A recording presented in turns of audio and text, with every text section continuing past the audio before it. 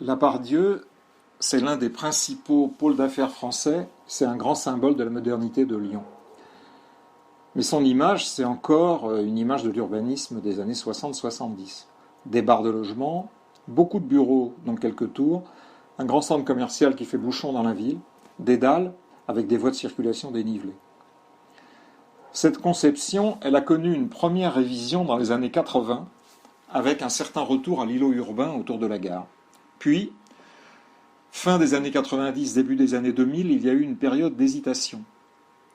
D'une part, c'est le retour en force des transports en commun avec le développement du tramway et même la suppression d'une partie des trémies pour les voitures. En même temps, Lyon hésitait sur le rôle de ce centre directionnel qui était concurrencé par plusieurs autres opérations d'aménagement. 2009-2010, nouveau départ pour la Part-Dieu. La métropole lyonnaise engage un nouveau projet très ambitieux avec plus d'1 million de mètres carrés de plancher prévus. L'objectif retenu, c'est réinventer la Part-Dieu, en faire le grand hub métropolitain. L'offre tertiaire doit augmenter de 600 000 mètres carrés avec la possibilité de nouvelles tours. La gare va être reconstruite au cœur d'un pôle d'échange très puissant. En même temps, il y a la volonté de retour à la ville, avec la construction de plus de 2000 logements, d'équipements, avec l'amélioration des espaces publics pour les piétons et les vélos. La volonté qui est affichée, c'est de retrouver une vie de quartier. Le plan de référence établi par l'AUC est un beau travail de recyclage urbain, très fin, à la parcelle, très complet. L'objectif, c'est densifier en requalifiant. Un accent particulier y est mis sur la qualité des espaces ouverts, sur l'animation des rues, sur la création de nouveaux espaces agréables, y compris sur le toit du centre commercial. Et les travaux sont déjà largement engagés.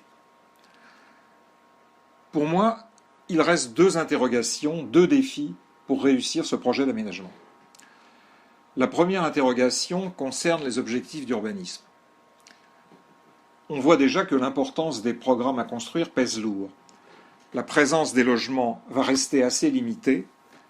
Plusieurs espaces plantés existants vont être densifiés et les premières opérations de logement achevées apparaissent déjà vraiment denses. Alors, est-ce qu'on va retrouver une échelle et une vie de quartier avec ces choix d'intensification ? Et puisque c'est un projet phare pour Lyon, est-ce qu'il ne faudrait pas clarifier les choix, aller plus loin, construire plus de logements, offrir plus d'espaces libres et plantés, réduire plus la place de la voiture ? La deuxième interrogation, elle concerne le mode de faire la ville. C'est le privé qui intervient sur des emprises privées dans le cadre de projets négociés. Et la question, c'est est-ce que les outils mis en place sont assez puissants ? Est-ce qu'il ne faudrait pas être plus précis et plus contraignant pour atteindre les objectifs de la collectivité ?